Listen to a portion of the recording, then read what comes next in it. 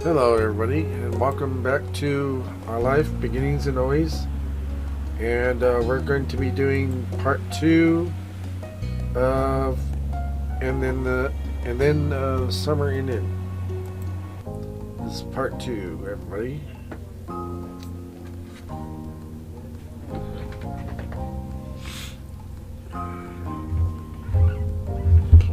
Cord out here, keyboard.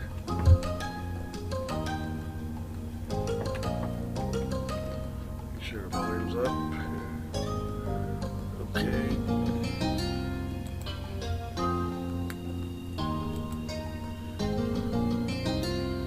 Yep. Okay. Everything is good.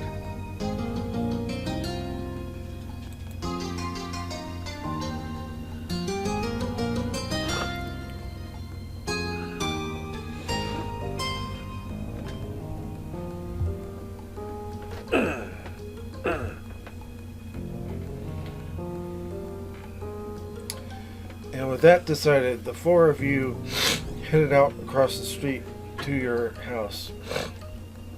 It felt strange waiting there while Mr. Holden knocked on the door. Hello! Hi there, says Mom. Mom answered the door, and her expression brightened even more seeing Kyra there. She moved to pull Kyra to a hug when her gaze fell on you. Chippy? Asked Mom. Hi, Mom, I exclaimed. Huh? How? When did you get there? Why are you still in your pajamas? Mom asked. Mom's eyebrow raised as she gave you a deep, examining stare.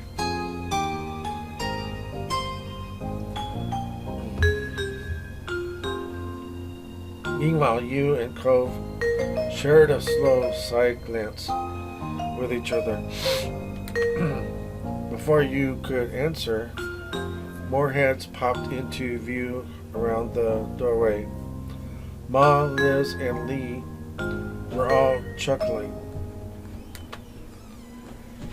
To be honest, I always assumed Cove had been the one sneaking around. Her eyes sparkled with amusement, and you had to look away. You noticed Cove's face was burning red again. It was a solid theory, Lonnie. Most likely, they're both been breaking and entering, says Mom.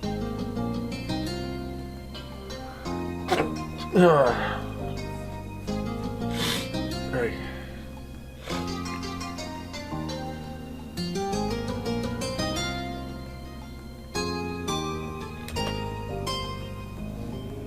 I wouldn't put it past my baby. He takes after his parents, says Cara. Mm-hmm. You're right. I can't believe my Chippy has been getting up to all that mischief too, says Mom. Mortified, Cove looked like he wanted to disappear, while the adults chuckled and discussed what you and him may or may have not done. Fortunately, they left the conversation there. Enough of standing around out there. Come on in, says Mom. Mom moved aside to usher the group in and guided them to the living room.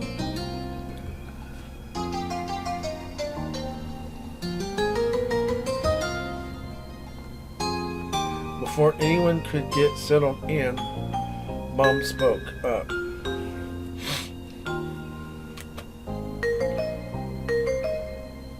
You're all welcome to stay for breakfast, says Mom. We all still have some great spices and stuff from the farmer's market, says Mom. Of course. Yes, We'd be thrilled to host you, says Ma. There were eager nods from Mr. Holden and Kara, but Cove looked around the room filled with familiar faces before speaking up. Maybe instead of staying here, why don't we go to the beach? Asked Cove. A scenic picnic, huh? Asked Mr. Holden. Mr. Holden crossed his arms and contemplated that idea happily. Excited, Kyra clapped her hands together. Yeah! Oh, we could really make a day out of it. Might as well enjoy the ocean while we can, says Kyra. That sounds lovely, says. That sounds lovely, Cove, says Mom. Everyone else put their own agreement with Cove's suggestion.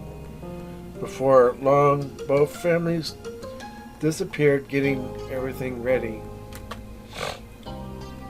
Sandwiches had to be made, water, sunscreen, towels, and more needed to be gathered and packed. Plus, you and Cove both took some time to get dressed for the day. Let's see.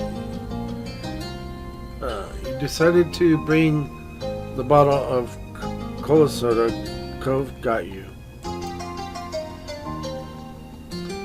Yeah, we've been saving it, so we might as well bring it out now.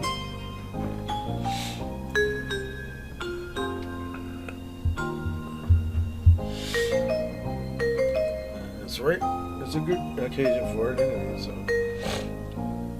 Today felt significantly special to burst it out.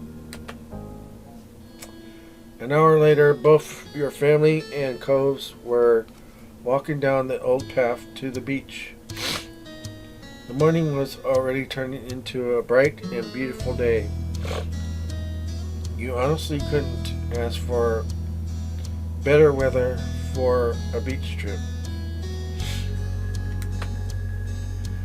The moment you laid your eyes on the full view of the ocean, you stopped and stood there mesmerized. It didn't matter that you grew up there. The sight always filled you with wonder.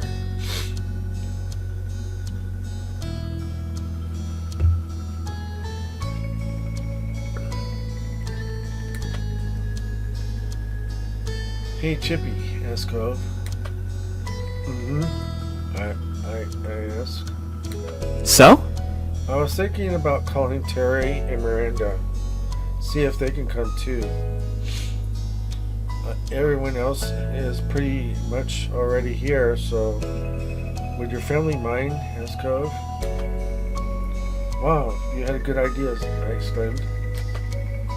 He chuckled, his mouth pulled into a bit smile. It had to happen sometime. With Clifford's surprise, Holden raising me, says Cove. That had you laughing this time. You were already eager for your friends to join you there. Hey, Ma, I exclaimed. They both stopped what they were doing and turned towards you. You immediately darted over to them. I have a question. Would it be alright if Terry and Miranda came by? I asked. I don't see why not, says Mom.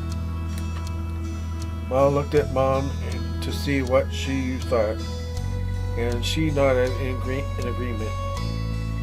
Mom then shot you a glance over at Mr. Holden and Kyra, knowing that they had likely heard everything. You alright with that? Cliff, Kara, what do you think? Asked Mom. The more the merrier, says Kara. Okay. Of course, they're walking with me, says Mr. Holden. Thanks, I exclaimed. Delighted, you nodded and turned your heels. Cove was still several feet away, talking to Lee and Liz, likely about the same topic. With a beaming smile, you gave him a thumbs up, and the two of them must have also approved, as Cove quickly got his phone out and started making the calls. At that, you turned your attention to helping with the picnic setup. Unexpectedly, your phone started ringing. You dug it out, curious to see the caller ID. Feeling your heart jump with excitement, you answered. It was Derek. Oh yeah, just by the way, FYI, to let you know, I recently got to see a picture of what Derek's going to look like in step 4, and he is buffed. I mean, he got big. I mean, he looks hot too. Just saying. So we're going to get to see him in step 4. Also, he's going to have his own DLC so that we can romantically get with him. He'll have his own DLC and right in there with step 4, and then also Baxter will have also have his own DLC that we can get together with him as well. So that's gonna be good. I can't wait to check it out when it comes out. And of course, I'm gonna share it with you guys too after I get all that.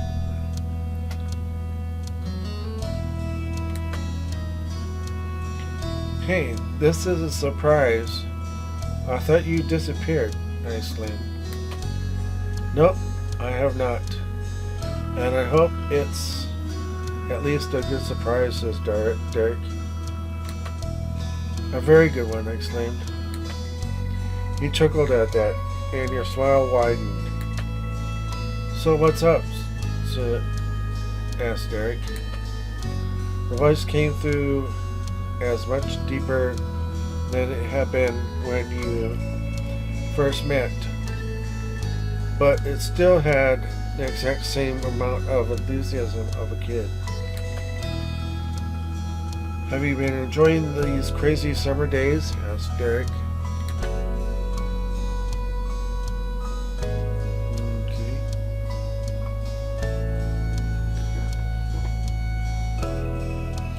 It's been amazing, I exclaimed. That's awesome. You'll have to catch me up on that, said Derek.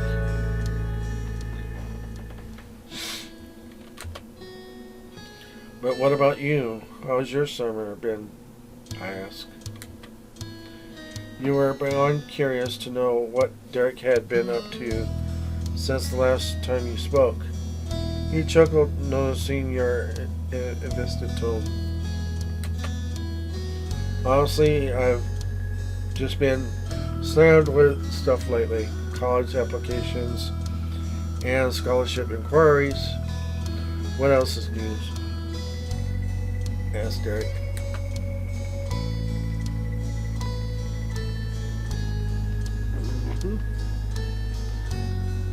I bet you're even more toned than last time I saw you. You joked. Laughing, you knew that you didn't need to see him to know the answer to that. Derek wouldn't be Derek if his free time didn't revolve around sports.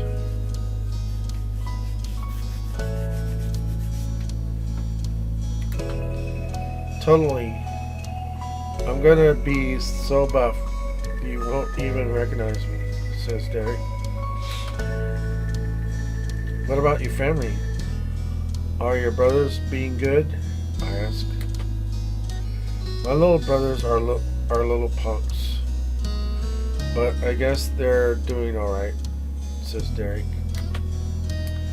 You both laughed at that.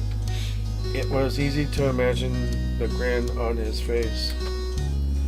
Mom and Dad are fine, says Derek. That's great.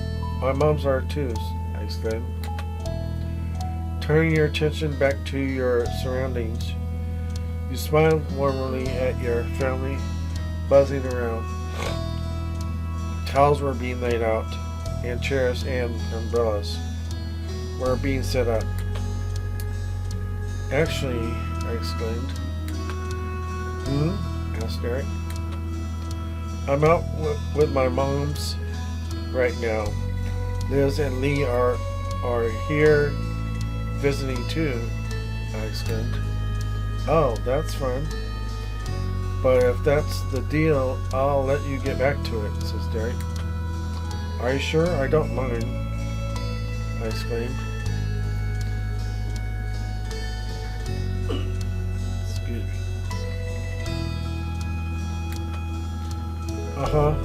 I'm sure. I'm not about to lose your number, says Derek. Okay, bye, I exclaimed. Bye, Chippy. Have a heck of a day, says Derek. Hanging up the conversation left you energized and in good spirits. It was exactly what you needed to make this day even better. You hurried over to your mom's and helped put the rest of the food out. In the moments you noticed Cove at your side. Okay. So, what's the verdict on those invitations? I ask. They're gonna come, says Cove. Yes, excitedly, I exclaim. Excited, you raised your free hand for a high five. Cove laughed and slapped her hand. Yeah. They'll meet us here later today. Shouldn't be too long, says Cove. I can't wait, I exclaim. While on the topic of inviting people to join, you realized there was someone else you could call as well. You had gotten Baxter's number earlier that summer.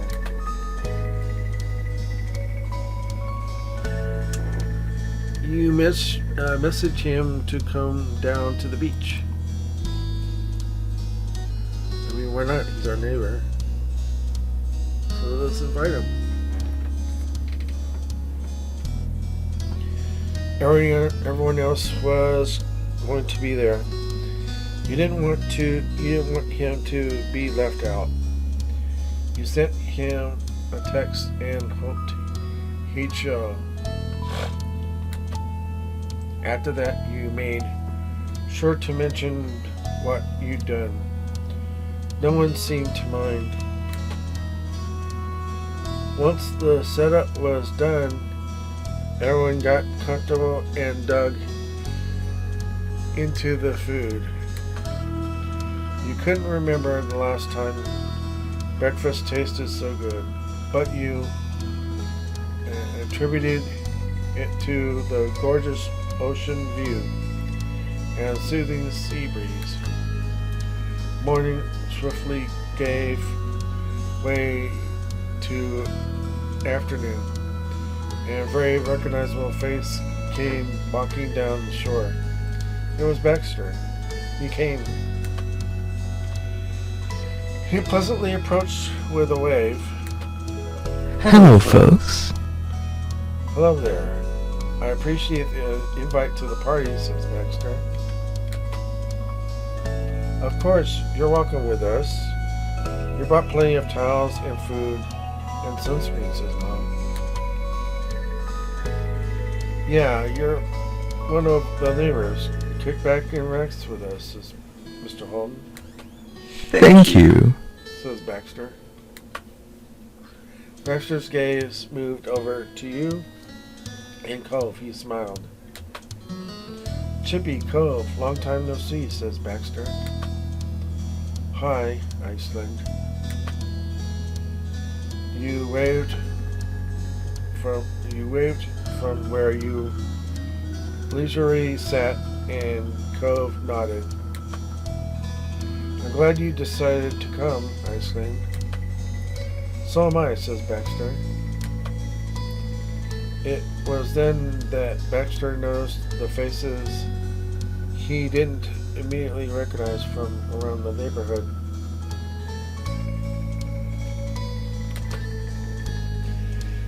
He turned up his charm even more for the introductions. Hmm? Excuse me, I'm Baxter Ward. I'm sorry we haven't met before, says Baxter. Well, we're not typically from around this area. Just visiting. I'm Cove's mom, says Kara. A few giggles escaped Lee as she watched Baxter carefully. When his attention turned to her now, she held out a hand. Hi! I'm Lee, Chippy and Liz's cousin, says Lee. Baxter shook it and took a step back. Lee's smile grew. I'll remember that. It's very nice to meet you both, says Baxter. After that, Baxter spent some more time getting better acquainted with everyone, and Terry Miranda arrived. Excitedly, the conversation shifted to what you all would do next. In that case, We could do a few rounds of volleyball. There's plenty of us now. is that alright? Could I play? Asked Miranda. Of course, says Ma. Miranda brightened, delighted with this plan. Ma looked around to see if there were any other takers. I don't feel like playing. I have to change, but it'd be fun to watch, says Liz. I could be the ref. My eyes won't miss a thing, says Mr. Holden. Volleyball is a good idea, but there should probably be something happening for those who aren't a fan, says Mom. Oh, I have some crafting supplies we could use to make jewelry. We could even use stuff we find around the beach to accentuate them. Really? What? Really? I want to make a necklace, says Terry. That'd be great. I'd be interested in trying my hand at it too, says Mom. Absolutely. Impromptu crafting is my kind of party. I'd like to join too, please, says Baxter. I'll play volleyball. We looked at Mom, ready to jump into competitive mode. She looked thrilled to have you on board.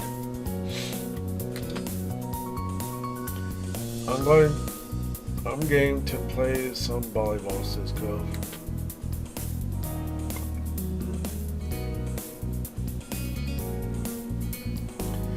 Now that plans were settled, the group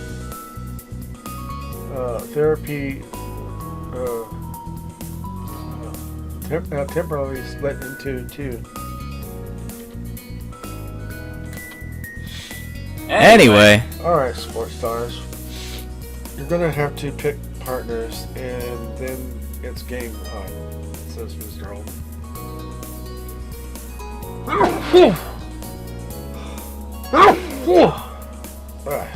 me.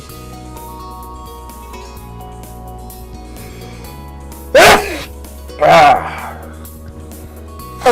Ah!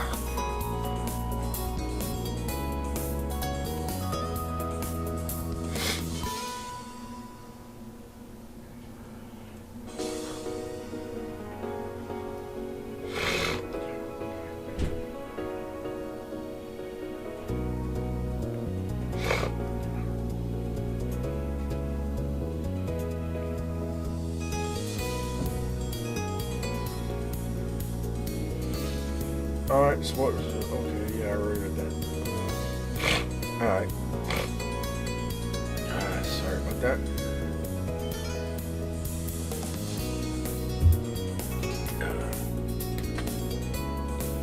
Mr. Holden left the rest of you to deliberate and turn his attention to drawing a makeshift court in the sand. Well? Yes, Mom. She walked over to you and hooked her arm around yours. You laughed.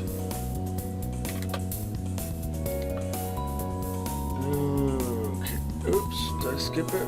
Well? Okay.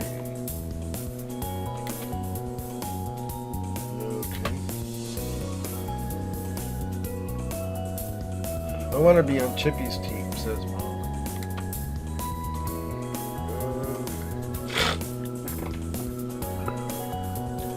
Would it be okay if I was on Chippy on Cove's team? I ask. Cove was shocked you'd pick him, despite already being invited by your mother. But then he smiled brightly. Ma and Miranda chuckled. I had a feeling you might ask that, says Ma. Ma gently ruffled her hair a bit. I understand. It's okay, I understand, says Ma. Ma released your arm and went to stand over by Miranda. She put her hands on her hips and eyed Miranda carefully.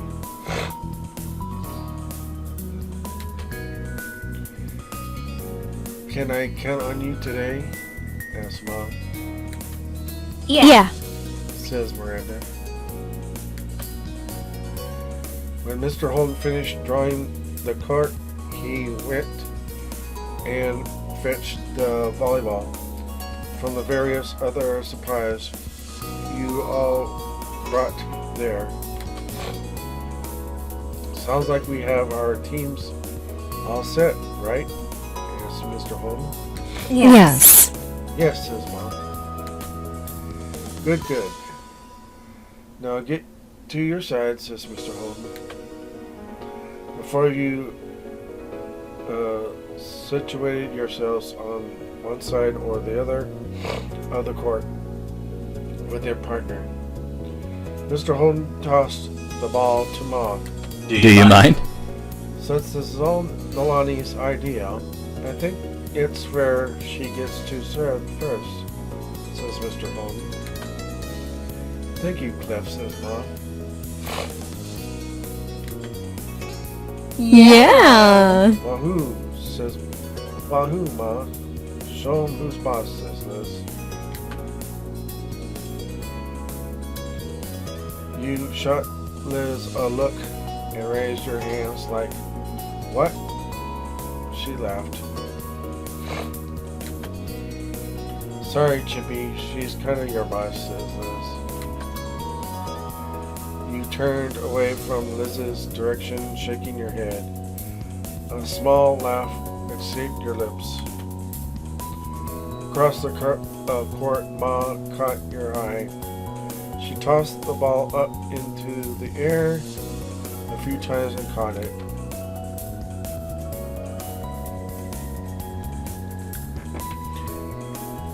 Do your worst, I exclaimed.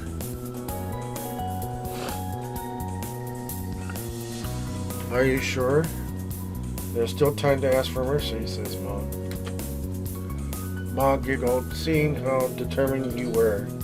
Smirking, you knew she wasn't gonna go easy on you. I'll do my best to put up a fight. Just remember, you asked for it, says Mom.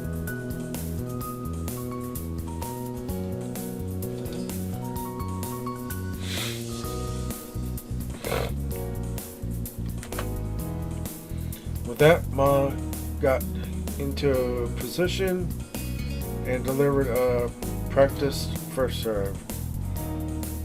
The game began.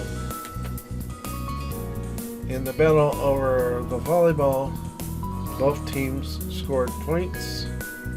There wasn't a set amount to reach to end things, so it went back and forth for as long as everyone wanted to play.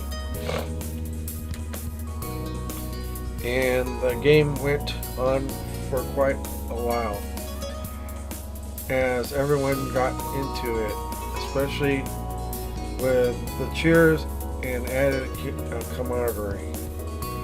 Liz and Mr. Holden made the whole game better with their humor and wit. From a distance, the jewelry making group would also cheer when they heard shouts coming out of the court. On top of that, they would hold up each newly made pizza in the air, and the players would take a breather to applaud the creation. It wasn't until all of you were exhausted from running, spiking, and diving that a truce was called. You enjoyed every moment of it. The afternoon continued to drift by, but the fun was still going strong.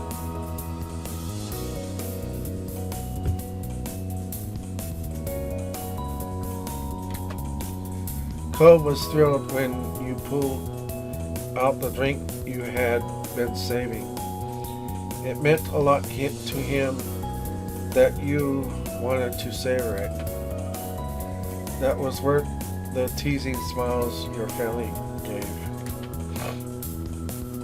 Occasionally, someone would head back to the houses to use the bathroom, rest away from the sun a while, or just retrieve something that they needed. But they always came back. The beach was never empty, and there was always a new conversation to take part in, or another game to join.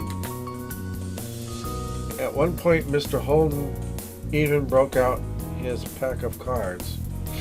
He wrote the whole group into a few rounds of good old Go Fish.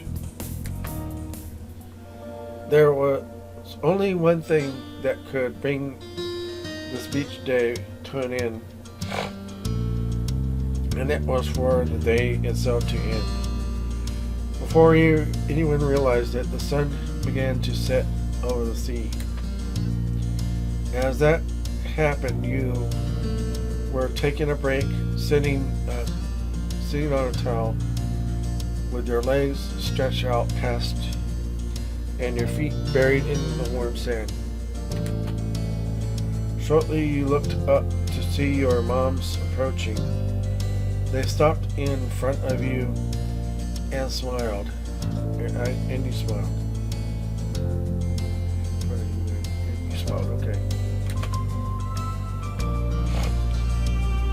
Hey there, kiddo, says Mom. How are you? How are you doing, says Mom. That's Mom.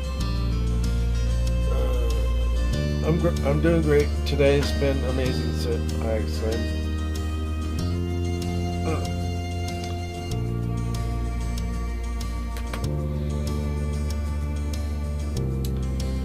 They both sat down, squishing you between them. Mom leaned her head against yours, and Mom started rubbing your back smoothly. Nothing more was said at first, but Ma sighed contentedly. Mom looked at you wistfully. We're both really proud of you, Chippy, says Mom. True. You grew up to be more than we ever could have hoped, says Mom.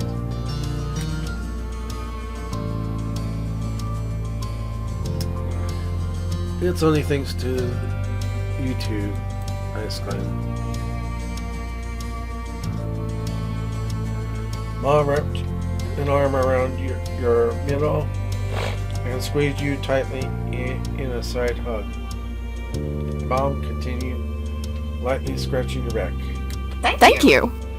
That means a lot, but I still think you're selling yourself short, says Mom. You've always been a lovely person, and I'm thrilled to know you, says Mom. Your voice flattered, and you honestly couldn't imagine your life any other way. Ma lightly brushed some of your hair back and left a small kiss there. I'm so happy to have got to have both of you as my moms, I exclaimed. After that, all three of you were sitting there getting all sentimental. I don't know how we got so lucky with you, Aunt Liz, says Mom. Mom reached out in front of you for Mom's hand. She gave it to her and Ma squeezed it. Of course. Chippy has a point. We must have done something right, says Mom. You stayed there quietly and contently watching the sun set with your parents for a while until Mr. Holden called out to you. He was walking in your direction.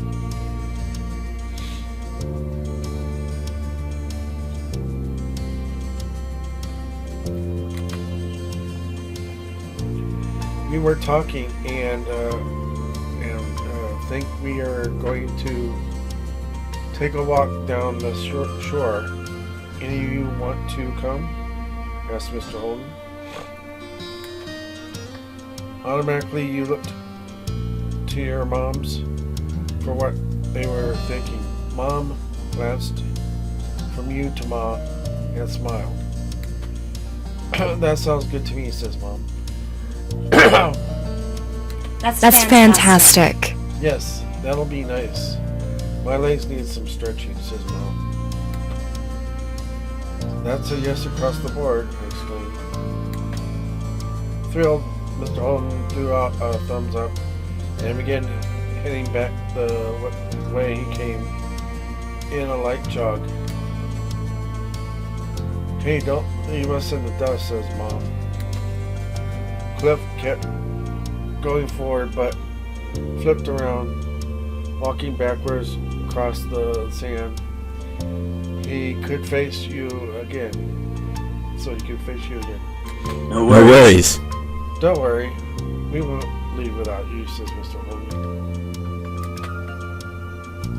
Alright, we'll catch up, says Mom. Ready to go? Asked Mom. Uh-huh, I exclaimed. Both of your moms held a hand out to you. Chuckling, you gave them each one, and you all strolled back to the rest of the group. When Liz was in reach, Ma used her free hand to pull her into it too. Liz shook her head, but her mouth corked into a smirk, and she didn't resist. Together as a family, you followed behind the others hand in hand. Your feet squished into the wet sand as the waves rolled over them, and you didn't have a single care in the world as more and more stars began to dot the sky. Once the sun had long been out of sight, it was finally time to pack up. The closing of the day, the ever approaching end of summer, seemed to intertwine. It caused a quiet, reflective mood to blanket over the group.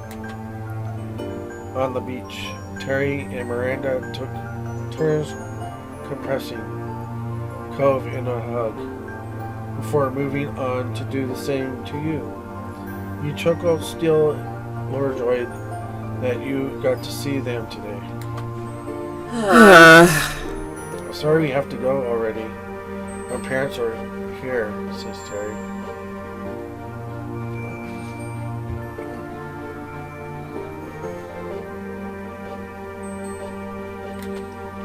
That's okay, I exclaimed. But still, I wish we could help clear this all up, says Miranda. Don't worry about it. Just thanks for coming out today. It was cool having everyone here, says Cove. Yep. Oh yeah, I'm super glad we came. Hopefully we can do it again sometime, says Miranda. Nodding, you turn your attention to Terry. She wore a large grin on her face and held a hand out for a low five. You obliged. See you later. Take care of yourselves, buddies, says Terry. After that, they walked away, waving to you and Cove as you went down the shore. Cove waved quietly back with a small smile on his face.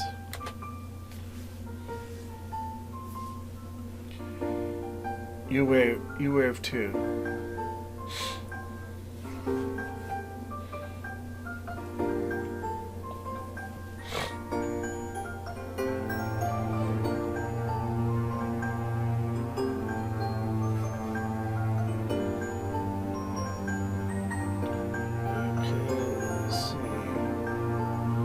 Okay.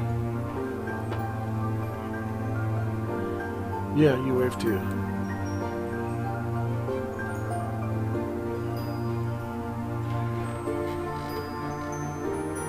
It was a big wave. You hoped Miranda was right and there would be another day like this soon.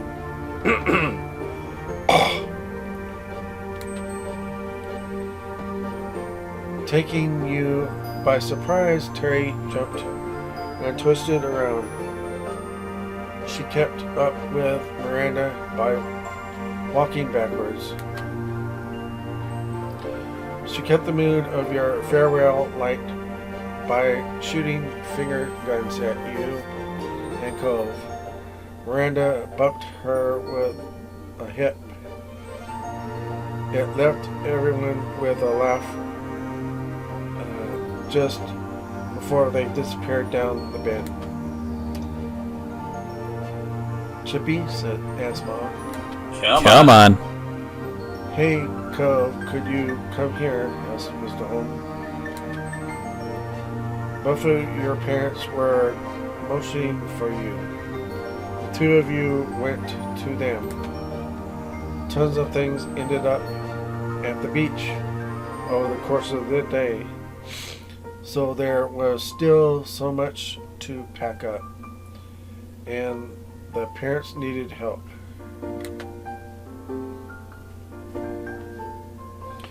With a nod, you got to it, stuffing various things into bags and bundling them up in towels. Once things were ready to go, everyone filled their arms with as much as they could carry.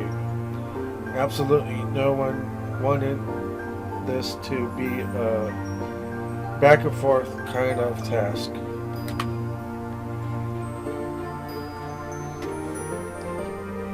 The walk back home ended up being mostly quiet.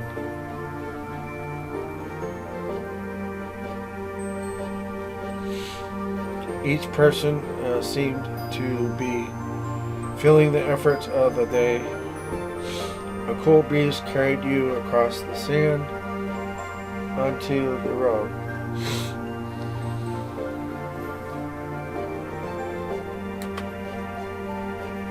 There was a sigh of relief from what felt like the group was a whole when they arrived back to the neighborhood. Blow my nose again.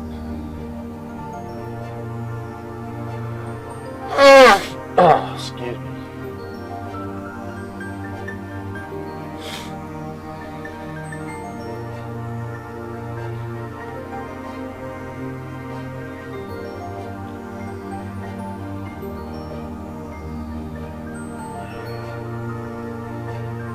Baxter carefully placed what he had been carrying on the ground.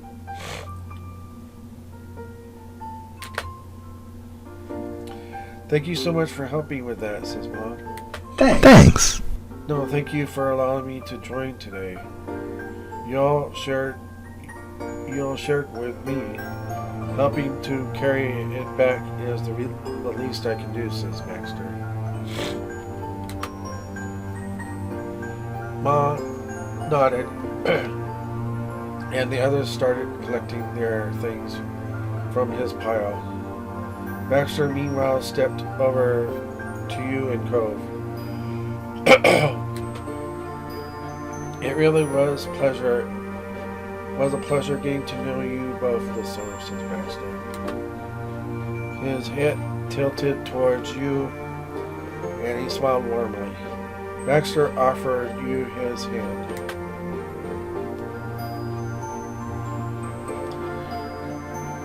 Yeah, I'm in a hugging mood, so I'm just going to give him a side hug.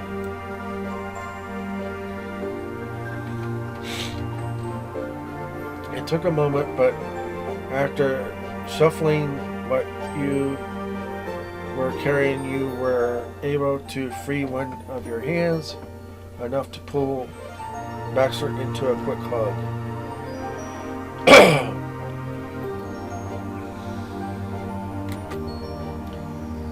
He genuinely laughed and looked at you fondly when you let go. I think we did end up as good friends, I exclaimed. Glad to hear it. I wholeheartedly agree, Shippy. I enjoyed this vacation immensely. Thanks to you, says Baxter. Baxter turned to shake Cove's hand. This time he was a little incredulous for a moment, but then Cove eventually shifted what he was carrying and took Baxter's hand. It wasn't long, but it was a solid handshake. Baxter was clearly pleased.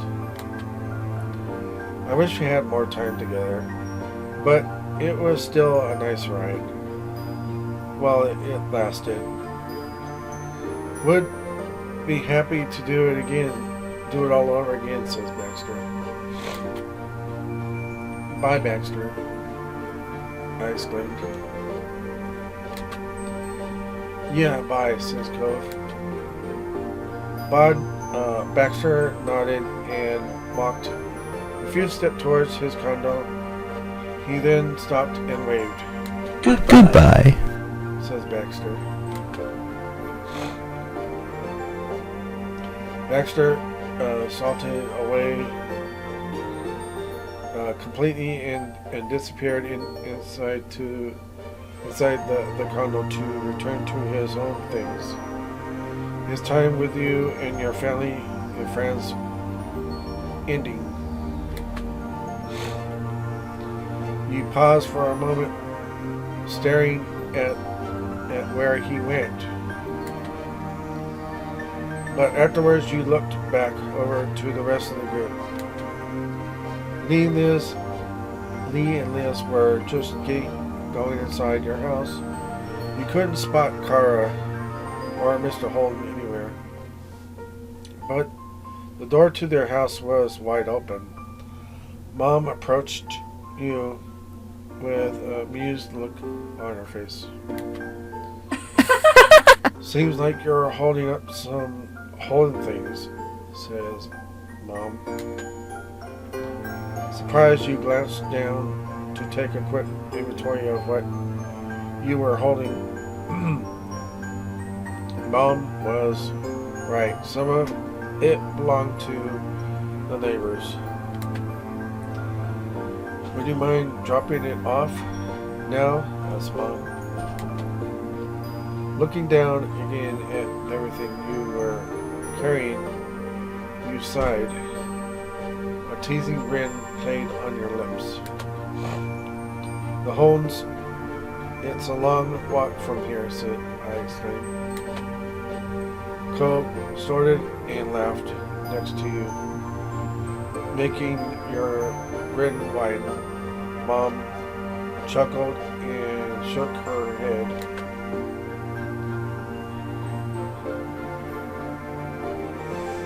You can hack it, and then you'll get to experience the joy of a job well done, says Mom. You laughed happily and nodded. Mom smiled fondly. Cove took a few steps towards his house and stopped, waiting for you. Good night. Good night. Good night, Cove. We'll see you inside, Chippy, says Mom. Night, says Cove.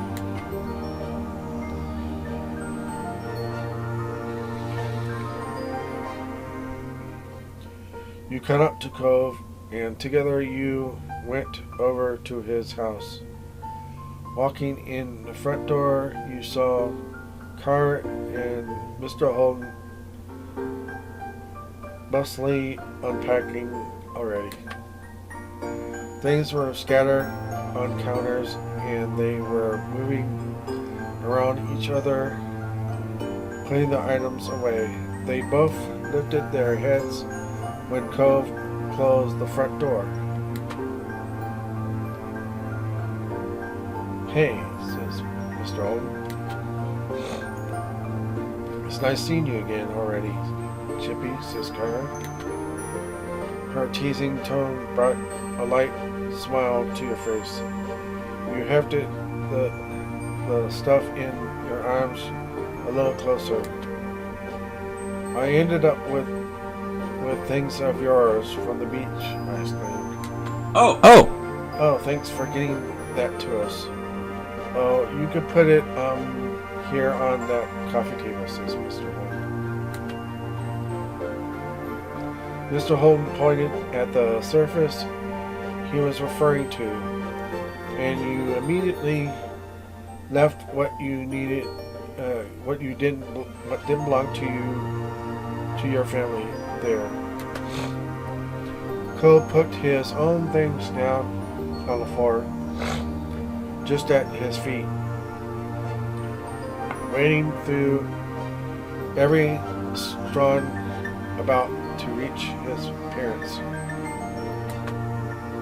Putting your family's stuff on the ground, for a moment you dusted your hands off and straightened up.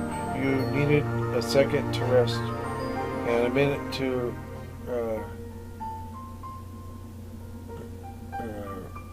Reshoot.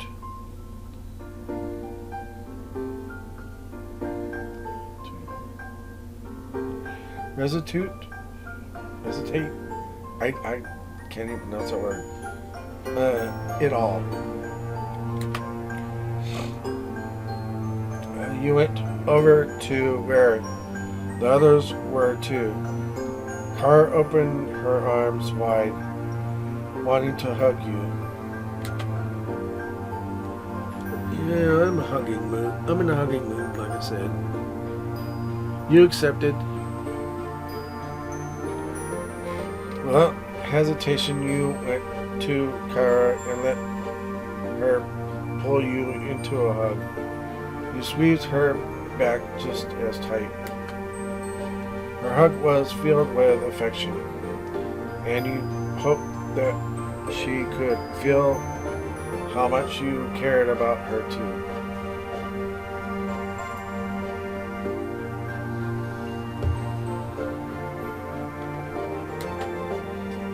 Thank you so much for hanging out with me today. It was a blast, says Kara. You're welcome. Today was amazing, I exclaimed. Kara eventually released you. You patted the tops of your shoulders as a final gesture. Thank you. Every time I've gotten to come by, it's been an absolute joy.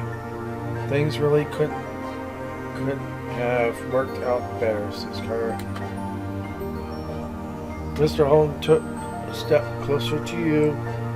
Kara moved aside to let him say goodbye to. He grinned. Thanks for always being such a friendly neighbor, and not just now, but for as long as I've known you. I didn't always make it easier, but you and your family are good people, says Mr. Holden. I really truly appreciate it, says Mr. Holden. Thanks very much. Thanks again, Chippy, so much. At that, Mr. Holden reached over and gave you a soft pat on top of your head. You hugged him.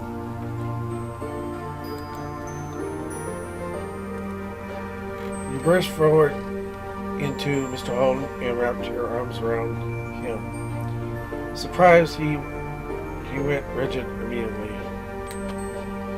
But several moments later, he relaxed and began to lightly pat your back before shifting into a hug.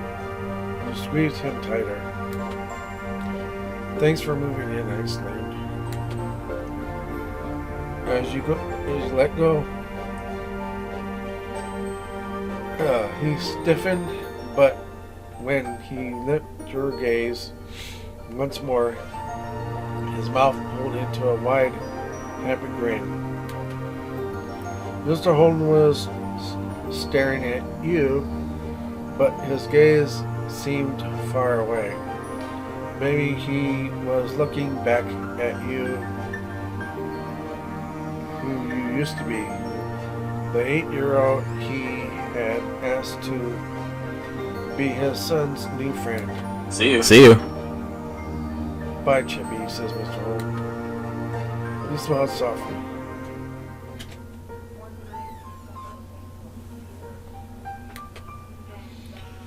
Then Ko took a step forward. He gestured to his pile of things and he had carried into the house. Don't worry about it. Don't worry about all that.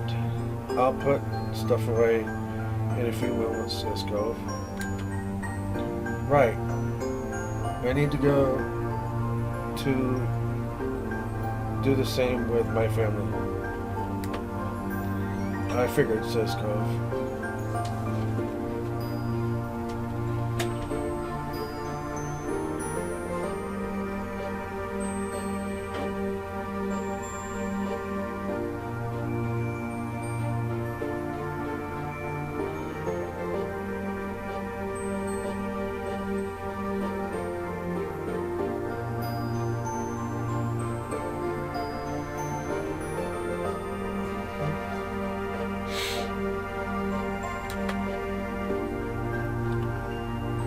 walked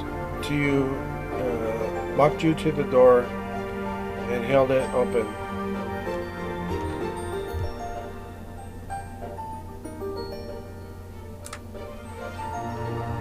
No.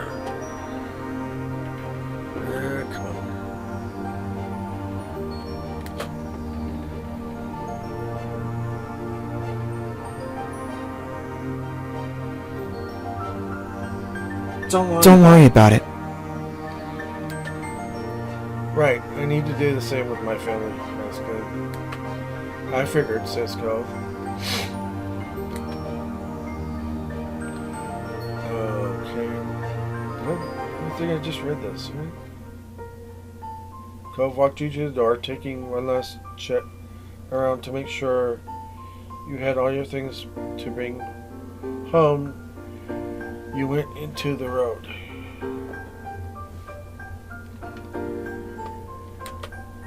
He leaned his body against the door frame, not following you out. So this is it, says Cove. Cove. Actually, that's not what I mean, says Cove.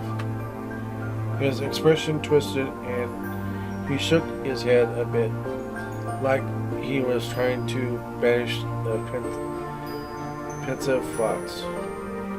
Bye. I'll just say bye, says Cove. Yeah, bye.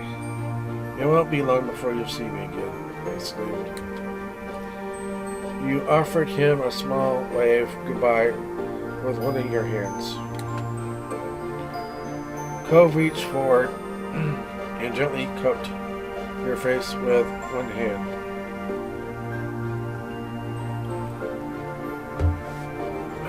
His thumb trailed across your cheek for several heartbeats.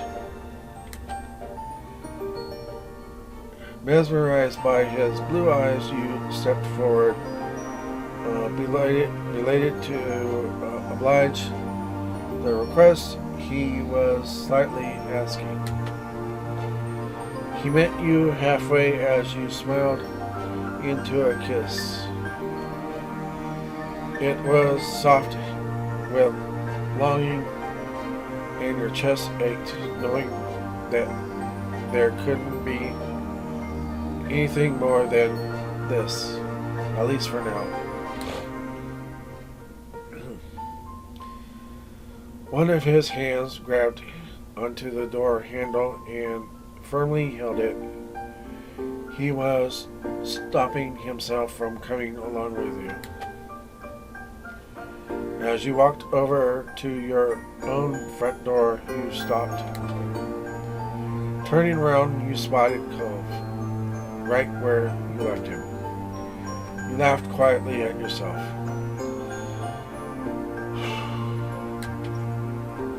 For a small pause, you both stared at each other from across the street. You blew him a kiss.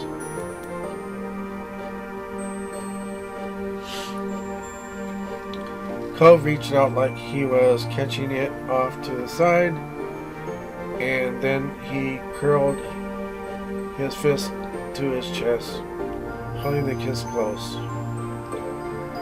Your lips curled into a beaming smile.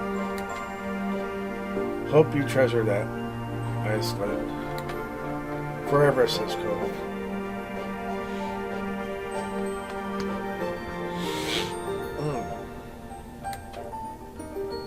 Things wouldn't be dragged out any longer. After one more shared smile, you opened the door and went inside, shutting it behind you.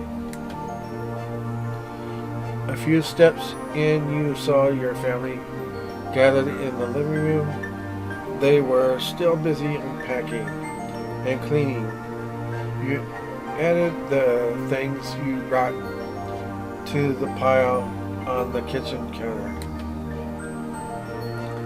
Mom stood up, rubbing her eyes a bit. She yawned loudly.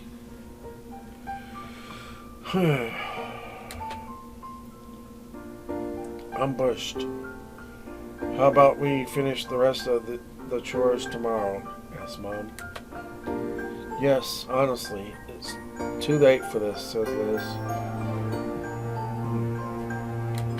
Thanks. Please and thank you, says Lee. Mom put her hands on her hips and turned to access the room. Mom was not one who liked to leave a mess about, but she sighed. All right. I suppose we can make an exception to the usual rule. It has been a really long day, says Mom. Liz grinned contentedly. Lee wasted no time in skipping over to you and hooked you into a side hug. Good night, says Lee. I hope you have the loveliest of dreams of you-know-who, says Lee. Lee ended that sentence with a wink and a hearty laugh. She let you go.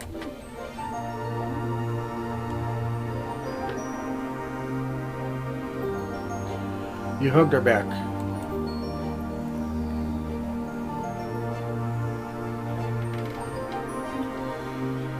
You pulled her close into a bear hug. Lee giggled until you released her. I hope you sleep well too, nice thing. Oh, I totally will. The moment my head hits the pillow, I'll be out, says Lee.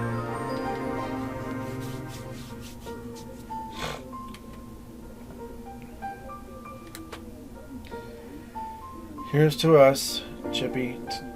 Tonight, tomorrow, and forever, says Lee.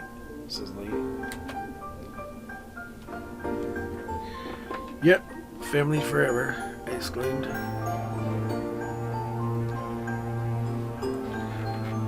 Lee leaned in close to whisper in your ear. You didn't fail to catch the teasing look on her face. Aww. Exactly, there's no escape, says Lee. That got a laugh out of you. You lightly pushed her shoulder. Lee stretched her arms high over her head. She yawned loudly and looked at you with tired eyes. I think that's my cue to head to bed. Bye, says Lee. I think so too. Have fun sharing the room with Liz, I exclaimed. She laughed at that, and Lee shuffled off towards the guest bedroom, which actually used to be our bedroom. My bedroom. And then we moved into Liz's old bedroom. So, yeah, that's how it went. Before you had a chance to do anything else, you could feel the top of your head being tapped. You spun around to see Liz smirking. Nighty-night. I'm heading off to bed too. It's been a long day and I have a lot to prepare for tomorrow, says Liz. Exhaling, you automatically started fixing the back of your hair. When Liz didn't immediately walk away, you smiled softly at her. Everything okay? I asked. Her gaze moved away, and you knew she had more to say. You waited patient for Liz to compose her thoughts. It's just been a good summer. It was nice to come back home, says Liz. You nodded and Liz gave you a teasing nudge as she went by. Amused, you turned and watched her go. Love you, baby brother, says Liz.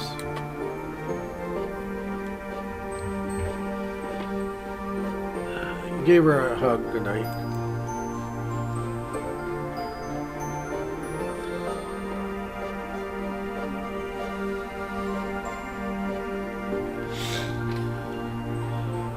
You wrapped your arms around her back to hug her from behind. She laughed and patted your hands. Eventually, you let Liz go from your grasp. When Liz was out of sight, Mom started up to the next conversation over her shoulder. Aren't you heading up to bed too? Asked Mom.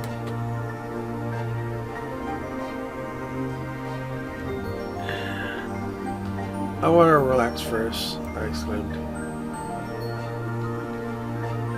Desperately, you needed some time to decompress and clear your mind. You worried if you went off to bed now that you would end up staring at the ceiling all night. Okay, says Mom. Mom came over too. Smiling understandingly, she pulled you into a big hug. Love you. Love you. Alright, you do what you need to. I love you, says Mom. When you were done hugging, Mom pulled you into another hug. Their actions basically handing you off to the other had you laughing jovially. I love you. I love you so much, says Mom.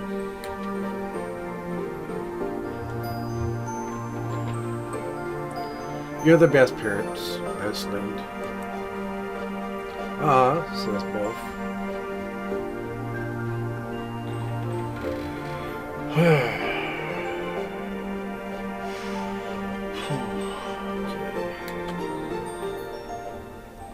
Mom's eyes sparkled from your compliment. Mom pulled you into another hug. Good night, kiddo. Sleep tight, says Mom. Good night, sweetie, says Mom. Night, I exclaimed. After that, your moms headed off towards their bedroom down the hall. You were about to turn the other direction when you heard Mom's voice and don't let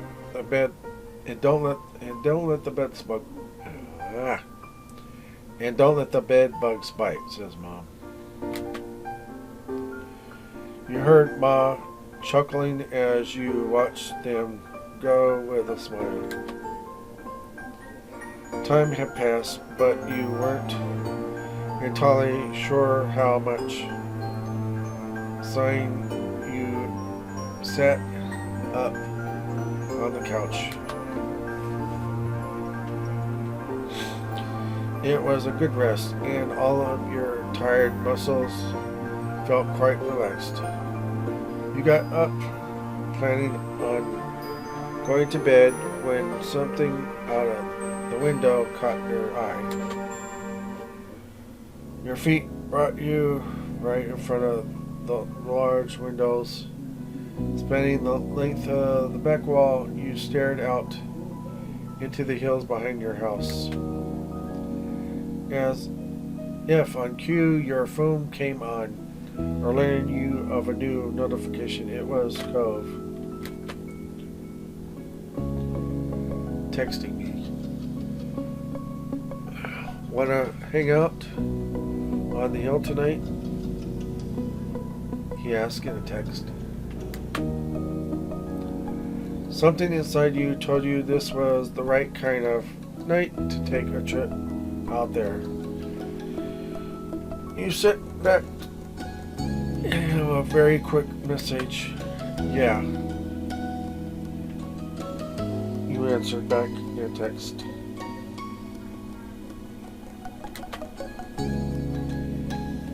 He gives off a weird looking heart.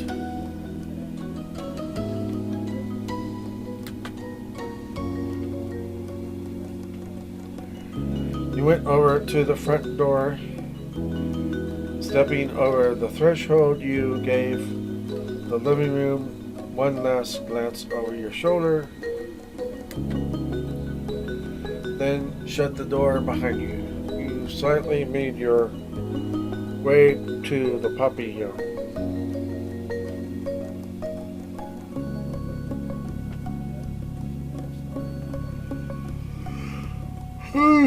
Excuse me.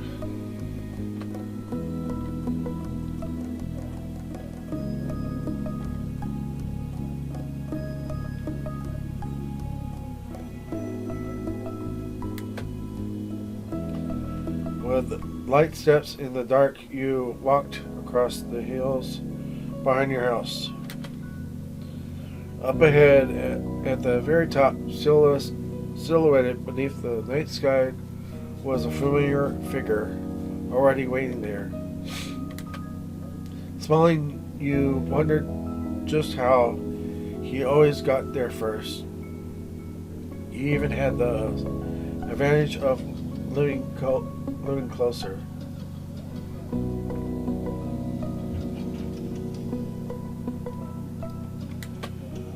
Then again, and maybe it was only in your mind, but somehow Cove was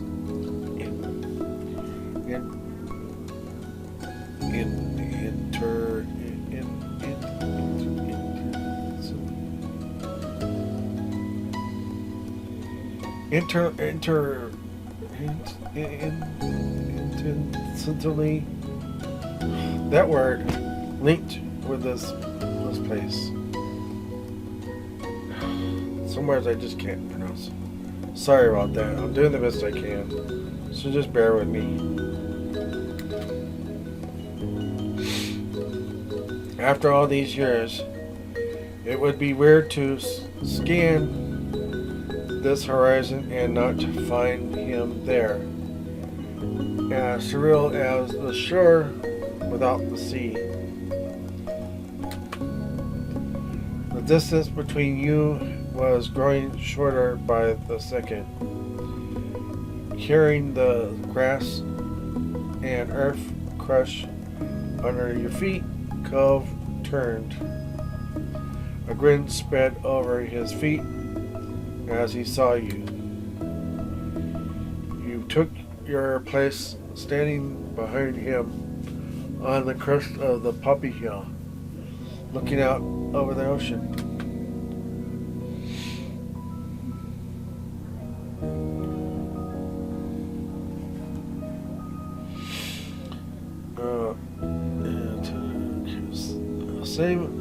Same as you've done countless times since he'd first arrived, when you'd found him on this very same spot. Chippy, says Cove.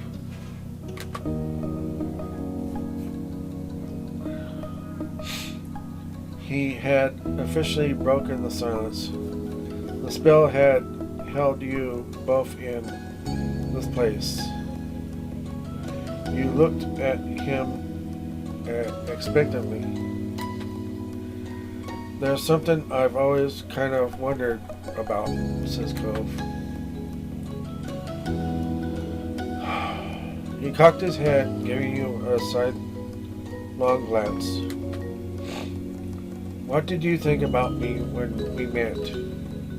I was just a kid you'd never seen before, bawling his eyes out on the hill next to your house, says Cove.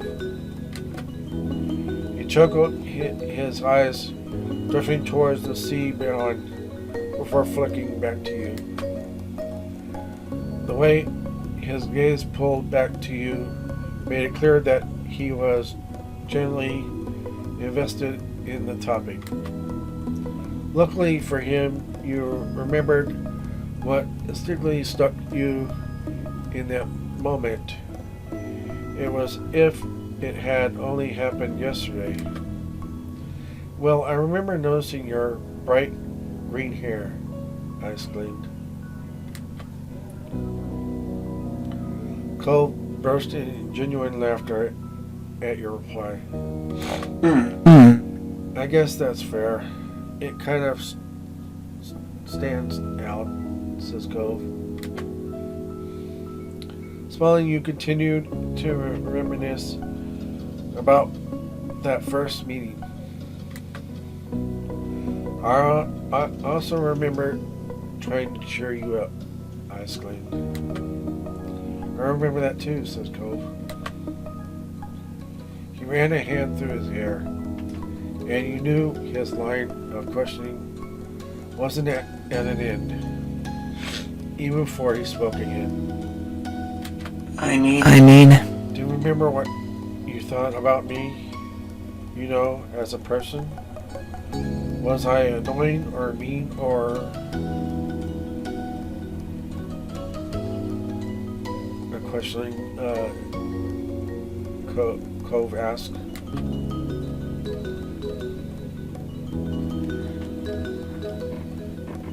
I wanted to marry you. This is the same thing I told my moms after I first met you. And that's what I'm going to admit right now. I still want to marry you. Cove turned fully to face you. His mouth hung open. seriously? You wanted to marry me? After the way I acted when we met? Asked Cove. Yeah, I exclaimed. He stared at you. His eyes ran as the full moon. Then ducked his head away. He seemed to be struggling for a way to respond. What? I don't even know what to say to that, says Cove. You really just knew I was right for you, asked Cove. He took a deep breath, building up his courage for what he wanted to bring up next.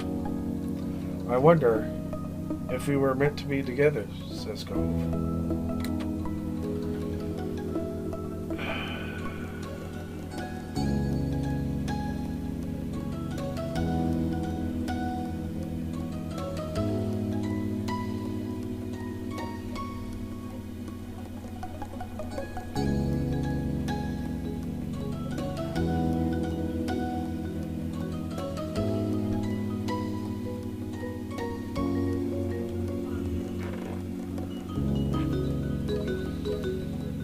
I think we were, I exclaimed.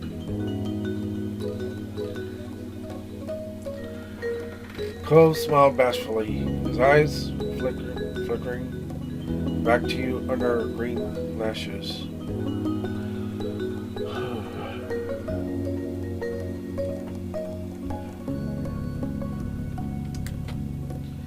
Cove's hand drifted to the scar on his arm, his fingers unconsciously guiding over the mark. It was much less noticeable than it had been when the neon cast had first come off, shrunken gradually over the years as his body healed, then drifted in comparison to his growing body.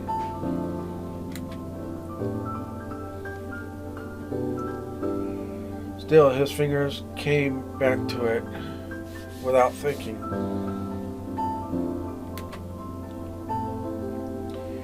His head dropped as he looked down at the ground.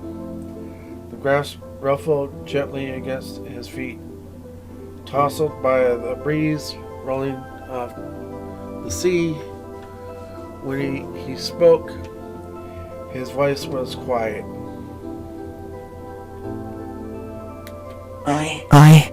You seemed special to me as soon as I saw you, says Cove.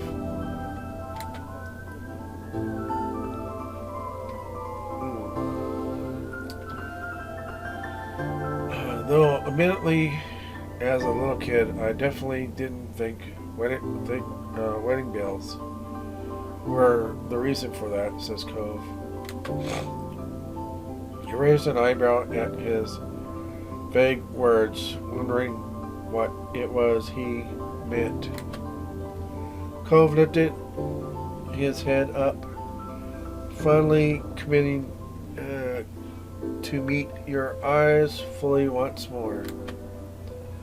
I remember you that day. I remember it really well. I don't think I'd ever be able to forget it. I can picture the way you looked back when I first saw you standing right here, says Cove. I still know the expression on your face when you chose to sit with me in the grass, says Cove. He chuckled diversively,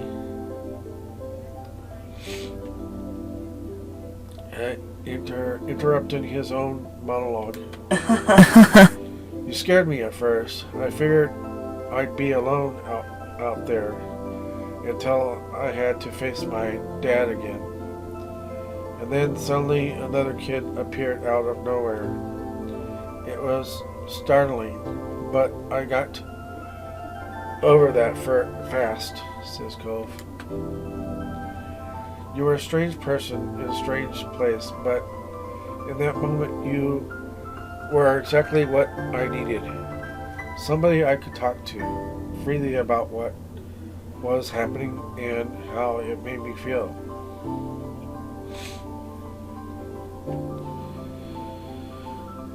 And you were there for me when I found out that my real parents had died. Well, my character's real parents died. My actual real parents in life didn't die before I was after I was born. I mean, my mom's still living, but my dad passed away when I was 18 for real. So, but yeah, I've never had to experience what these two had to go through for reals. Okay, so I read this part. Going to the next. Okay. And you listened to me. You stayed with me, says Cove. He sighed, then a bit his lip, as he gave a small smile. I was a little bit spoiled growing up, says Cove.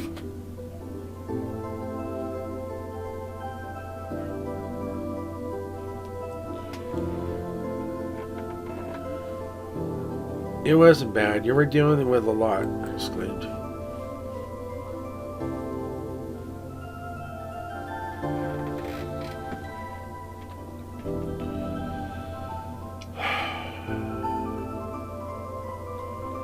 Cove tilted his head to the side, smiling softly at your defense of his smaller self.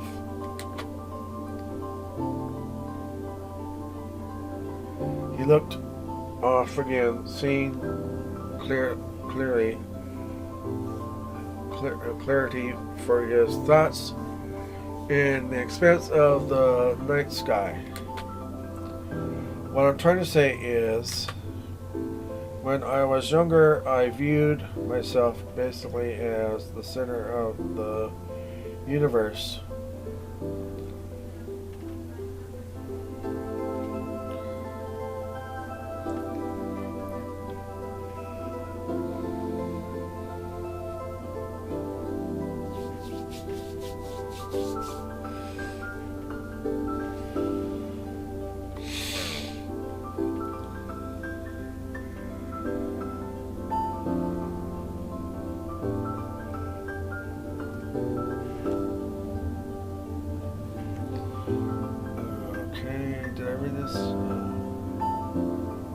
When I was younger, I viewed myself basically as the center of the universe. I didn't even imagine it wasn't like that, says Cove. I mean, things didn't simply happen. That would be weird, according to my little kid brain. It made far more sense that everything in my life had a specific connection to me somehow, right? Asked Cove.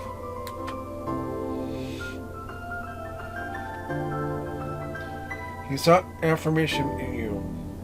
A wavy brows raised as he tried to explain his childlike logic.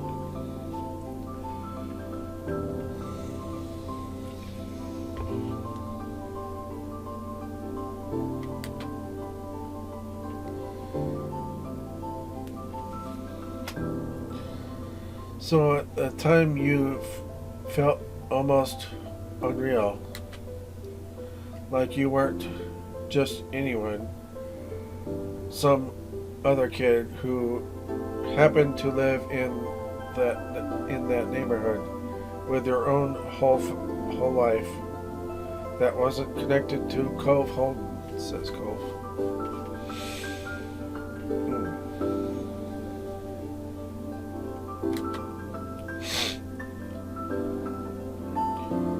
No, to me, you were there so that you could find me when I was lost, says Cove. Though it turns out you were there for that. You were trying to find me because something has sent you specifically to do that. I just didn't expect it to be my dad, says Cove. I guess he knew more about what I needed than I thought, says Cove. He chuckled, shaking his head as he shook off the thought. Even though it was about the money was involved, we still became good friends, and we grew a connection. We grew a connection, despite everything. I kind of expected it all to vanish like a dream when that night was over. I would wake up and everything would be the same again, says Cove. That's...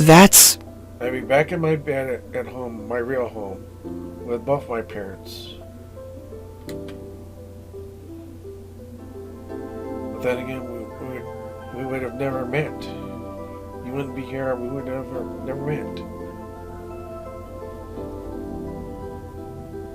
The future was something I couldn't picture anymore. I didn't know what school would be like when I went back, or the table where I'd eat breakfast the next morning, or anything, says Cove.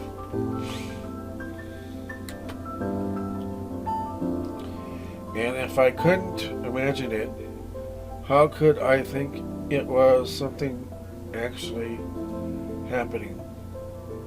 I couldn't grasp my new reality.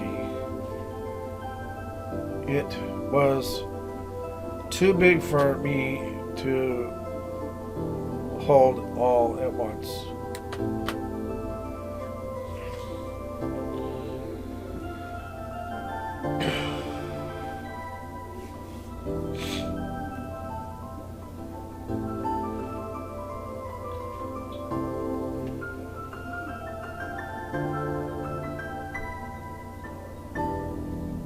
So I never thought I'd see you again, says Cove. But we did. Then Cove beamed at you, his eyes shining bright.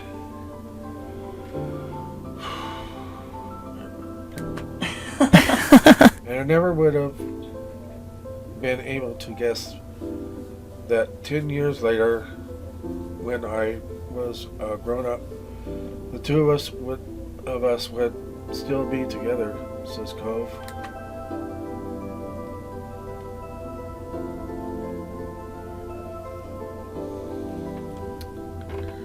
I guess that makes me your dream come true, I exclaimed.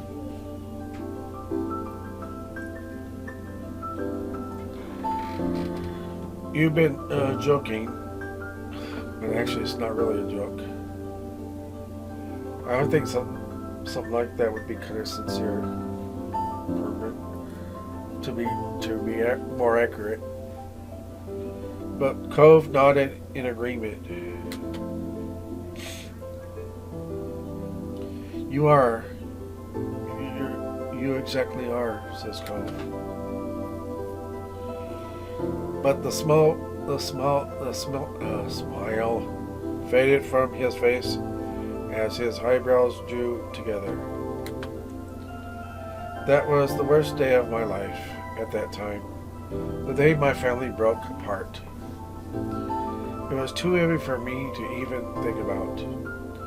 I felt that way for I don't know how long, says Cove. He held a hand over his heart, connecting with the pain he felt as a child.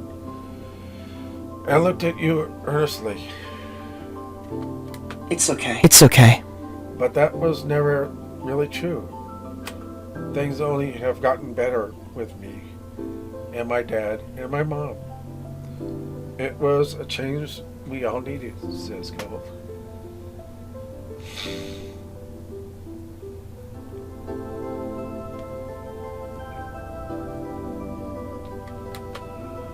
His eyes were growing misty. So, when I remember that time right now, it's not the point that my life was over. It's not the point that my life was over. It was only the moment that I met the man I love. When I was crying to a stranger over what I thought I had lost. I didn't have any idea that he would be the one thing the whole world that I'd actually wouldn't be able to live without, says Cove.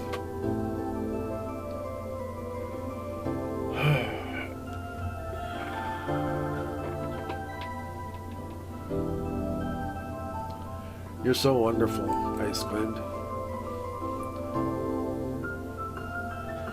Only for you, really, says Cove. Then you kissed him.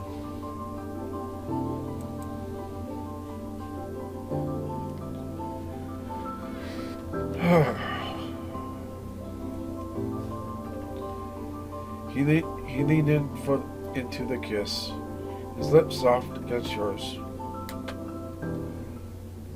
Cove sighed contently. His lips, and his voice was delicate as the pedestals on the poppies which crown this hill. Hey, Chippy, asked Cove. I'm so grateful you always took care of me. You didn't even know what to say back to that.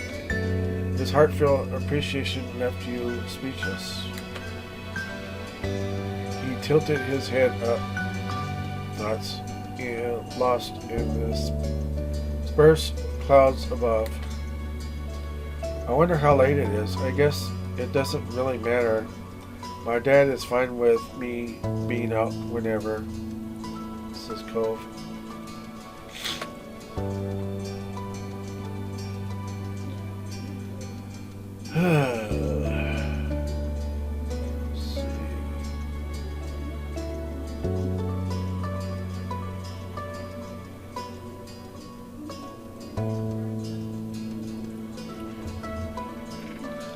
I'm gonna go with this one.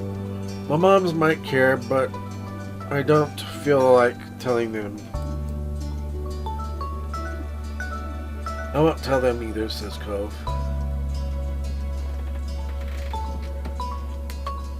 Good, I exclaimed. Are you going to lay in the grass now? I ask. Wow, how'd you know? Cove asked. You're predictable, I exclaimed. You're very predictable.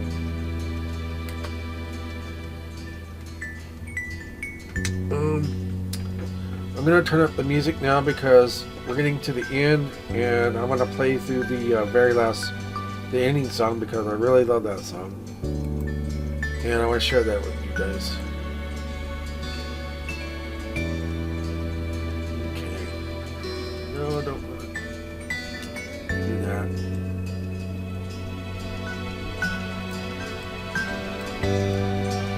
Don't go too loud. That should be good enough right there.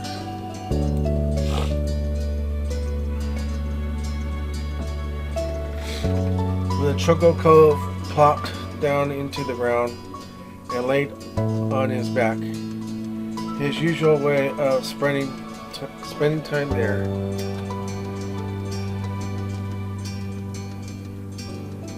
You sit on Cove's chest.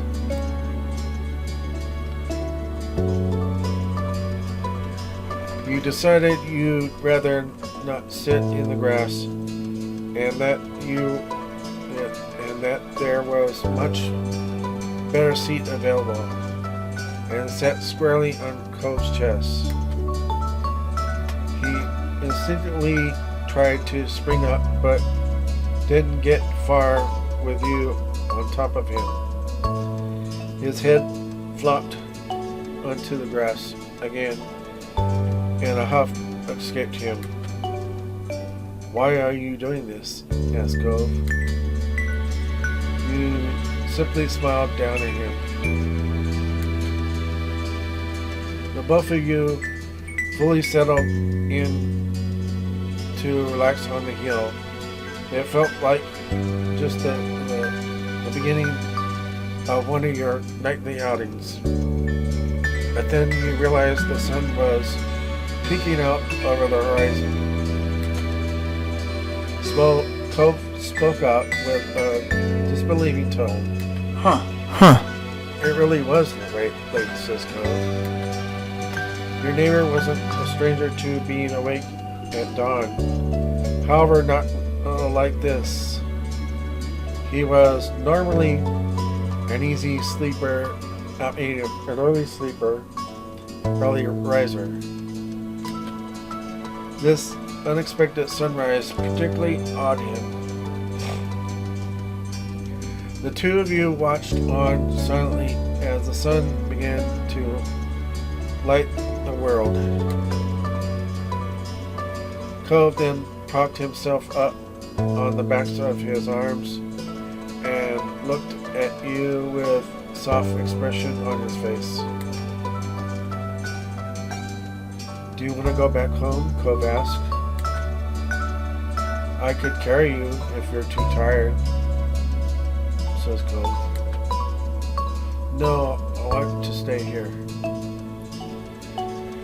I can imagine you carrying me over the threshold after we get married. We can do that. You couldn't resist a yawn, but you were serious. It couldn't be time to go already.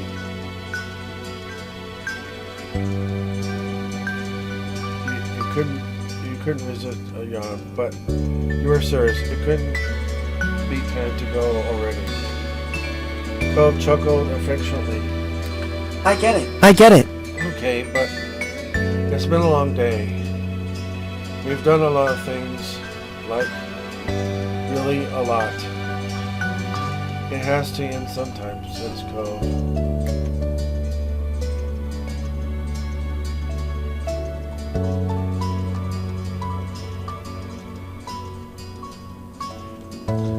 Since when are you okay with things ending? I asked.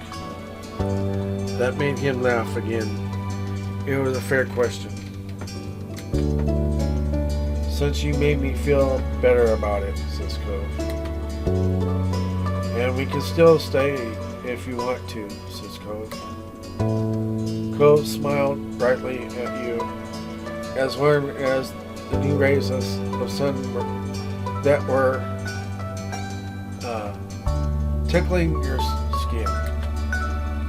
In that moment, you couldn't have approached him, appreciated him, being there more.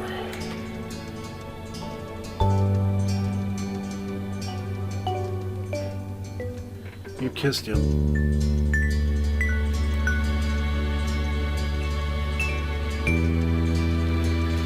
You moved your face forward and gave Cove a small kiss.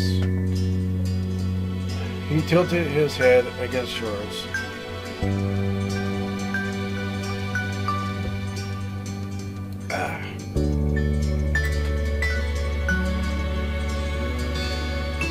Good night, Cove. Nice one. Good night. Good night. Good night, Chippy.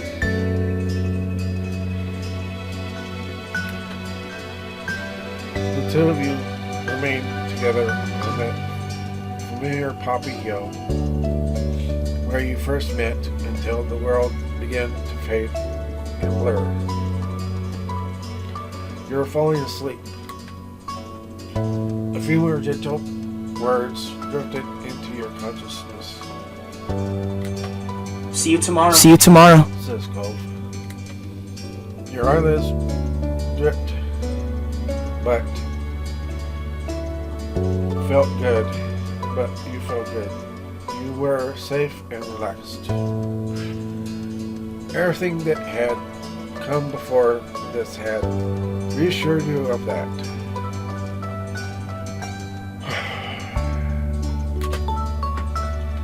You are confident that when you opened them again, things would be okay. You opened your eyes instead of the walls of your room. You were surrounded by open sky. It was not soft pillows and sheets underneath you, but the bed of earth and grass that you'd taken last night. The day welcomed you with a shining sun, a refreshing breeze, and chirping song of birds. You cupped your face with your hands as you sat up, feeling the imprint of blades of grass leaving the lines into your cheeks. Chippy, says Cove. Hearing your name, you lowered your hands and looked around. There he was, your most influential neighbor, Cove Holden.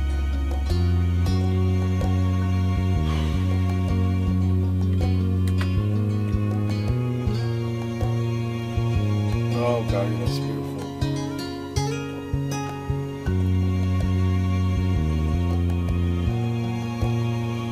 He made himself very comfortable, laying on his stomach with jewelry and shoes taken off, and a flower in his hand. Good morning, says Cove. It's not really the morning anymore, he exclaimed. Cove laughed, tickled with the overall situation, and simply being able to spend time like this. Told you I'd see you tomorrow, says Cove. Okay.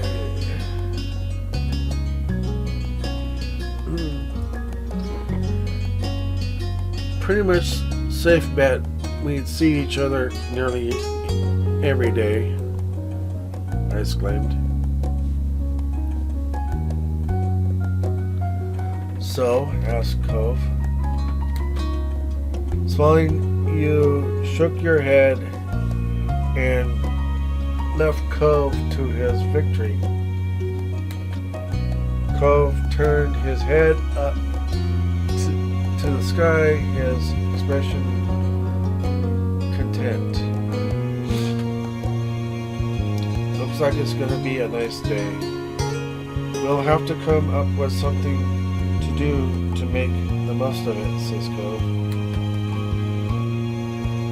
He trailed off, blinking slowly in the sunlight.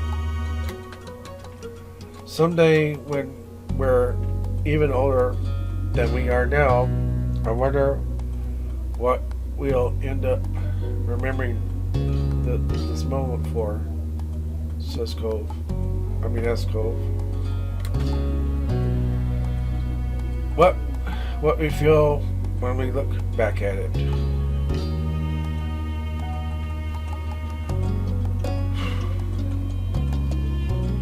Will it be the same as what we're feeling right now, as Cove? It's nice. It's nice.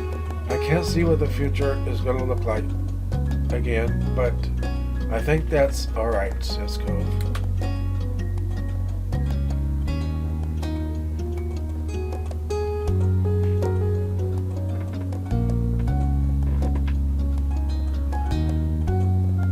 You're way too sentimental, I exclaimed. Cole smiled crookedly, eyeing you over his shoulder. You already knew that, says Cove. Yeah, I did. But it never ceases to amaze me just how sentimental you are, I exclaimed. You laughed, taking your teasing in stride. Well, you should get used to it. That's one thing that isn't going to be changing, says Cove.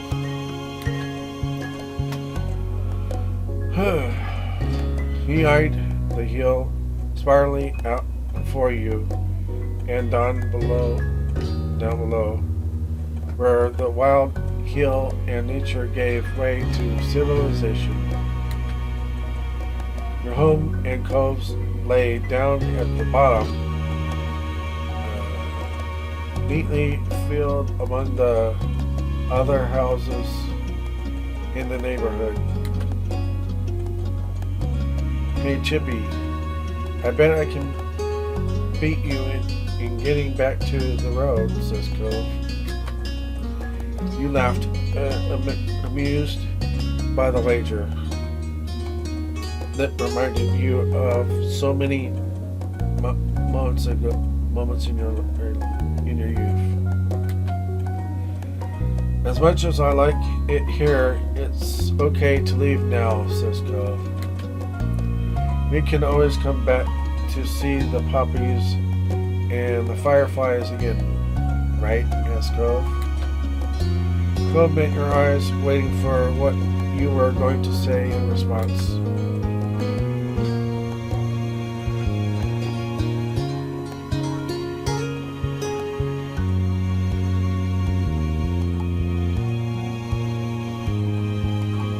Right, I like that, I exclaimed. Cove blinked slowly, his eyes still locked on you, but you didn't need to see his face to know that he adored you.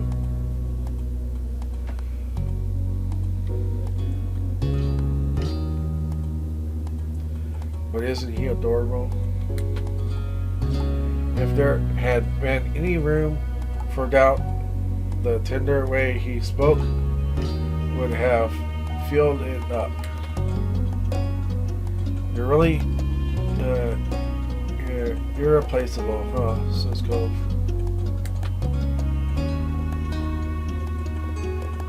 Look at those feet. I mean, generally I don't have a foot fetish, but he has some nice feet though.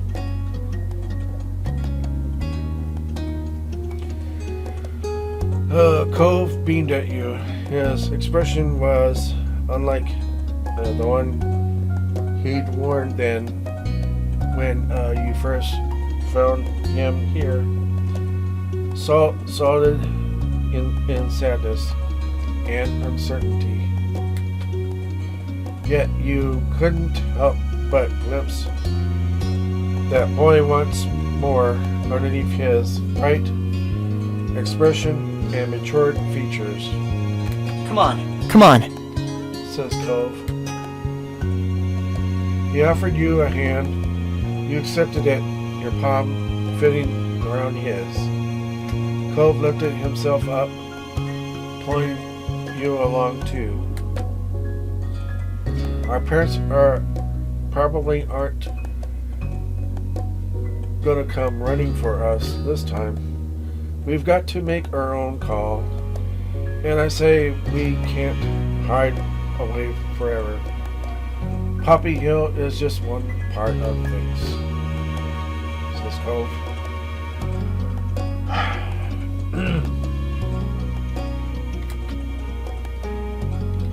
There's more out there for us than this time and this place alone. Let's enjoy it, says Cove. You couldn't say whether you were one that broke into a run if Cove had been the one to start it, or if your feet had simultaneously made that choice for you both.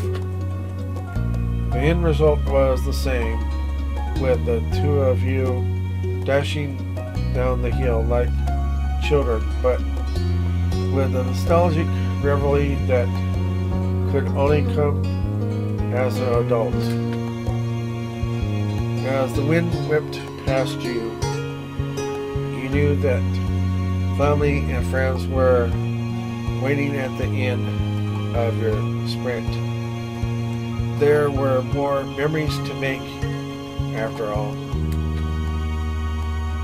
Life takes another step forward.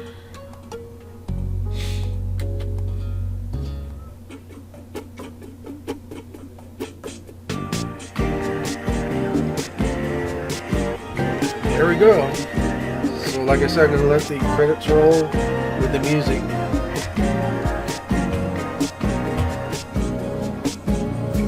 I wake up to the colors in the sky. The day is new, the sun is bright.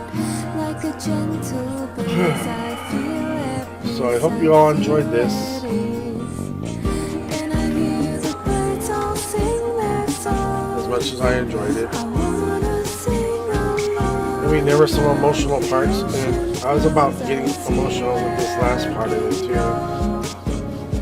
Winter, spring, summer, fall, I've seen them change, I've felt them all. No matter how the seasons change, I love the sun, the snow, the rain. Our life will change. Our life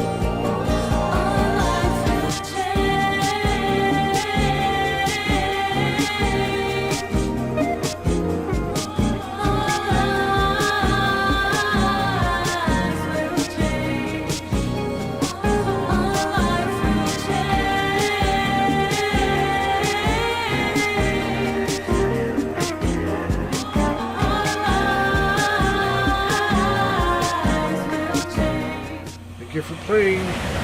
See you again. Step 4, epilogue, coming 2021.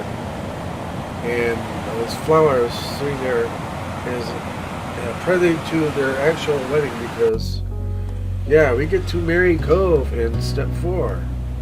There's going to be a wedding DLC for Step 4 from what I heard. So, again, thank you for watching on my YouTube channel. Don't forget to click that like button. Don't forget to click the subscribe button. And please, if you can, really, I sincerely ask you, if you can, please go to my Patreon account and become a Patreon contributor. Like I said, I don't see a penny of any of the money. It goes directly to charity. I don't see any of it.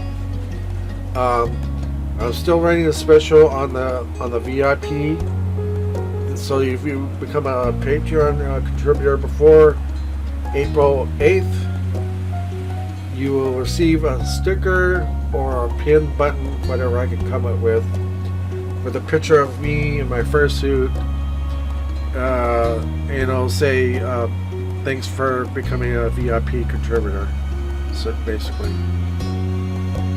But after April 8th, it won't be there anymore, unless I can come up with more later on, of course. But, you know, we'll see how that goes. So again, thanks again, and I will see you guys later.